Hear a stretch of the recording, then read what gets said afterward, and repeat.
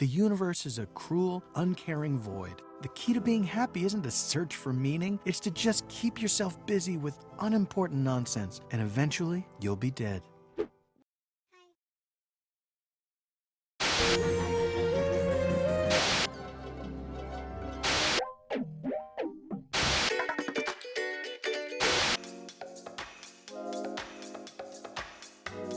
Hello, my name is Megan Martian, and I'm a cartoon that likes to talk about cartoons.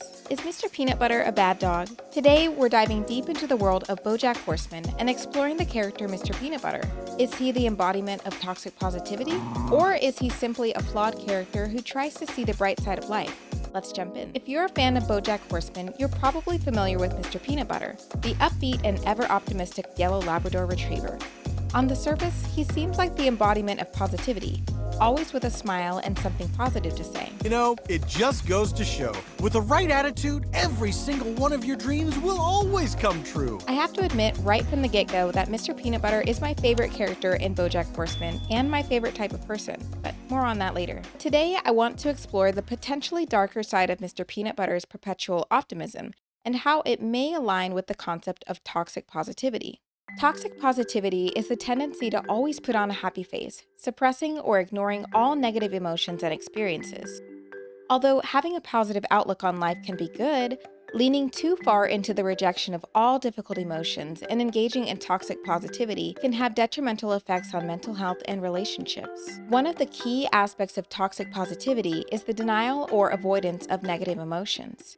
Throughout BoJack Horseman, we see Mr. Peanut Butter consistently avoiding conflict and refusing to acknowledge the harsh realities around him. Take, for instance, his multiple failed marriages. Oh, we're talking about your exes again. That's great. Instead of facing the underlying issues, Mr. Peanut Butter tends to distract himself. Grand gestures, extravagant parties, and over-the-top displays of affection become Mr. Peanut Butter's coping mechanisms, deflecting attention away from the emotional turmoil beneath the surface. Or, take Mr. Peanut Butter's relationship with his brother Captain Peanut Butter as an example of his avoidance of harsh realities. In Season 3, during an episode titled Old Acquaintance, Diane has to pressure Mr. Peanut Butter into talking to his brother after she had a concerning conversation with Captain Peanut Butter. It's so cruel to let people love you. All you're doing is promising you'll one day break their hearts.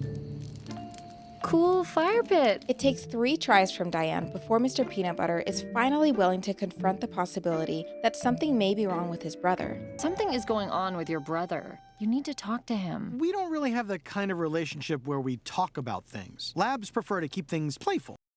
Hey, is there something going on? Because I know there isn't, but if there is, you would tell me, right? But there's nothing to tell because nothing bad ever happens on the Labrador Peninsula. This avoidant behavior not only masks the problems, but also perpetuates a cycle of avoiding emotional depth. The impact of Mr. Peanut Butter's toxic positivity isn't limited to himself. It also affects those around him, especially characters like Diane, his ex-wife. I don't know why this keeps happening. I take these amazing women like Pickles, like you, Katrina, Jessica, and I ruin them. I'm not ruined. Diane often struggles with her own issues, and Mr. Peanut Butter's relentless optimism serves as a barrier to genuine connection.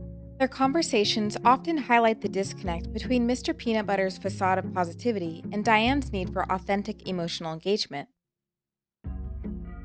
I can certainly see a lot of myself and people I love in Mr. Peanut Butter. There's a reason why he's my favorite character. I hold a special place in my heart for the people who try to make life a little better, even if they struggle to find the right way to go about it. And I know too well the struggle of trying to work through a difficult issue with someone I love, while also having parts of myself that don't even want to acknowledge the issue exists. I wanted to come up here and have a nice time. This place is an escape for me. 2 oppositional parts of me that yearn for everyone to be happy and everything to be okay. Although Mr. Peanut Butter's character brings humor and charm to BoJack Horseman, his presence sheds light on the drawbacks of toxic positivity. He's a reminder that embracing and processing negative emotions is crucial for genuine personal growth and healthier relationships. And a reminder to me personally that sweeping problems under the rug doesn't mean they disappear. But does that mean that Mr. Peanut Butter is a bad dog?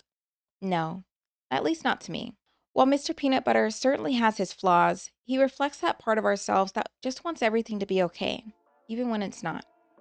And although his pursuit of that desire is at times poorly executed, I don't think that makes him bad, just flawed.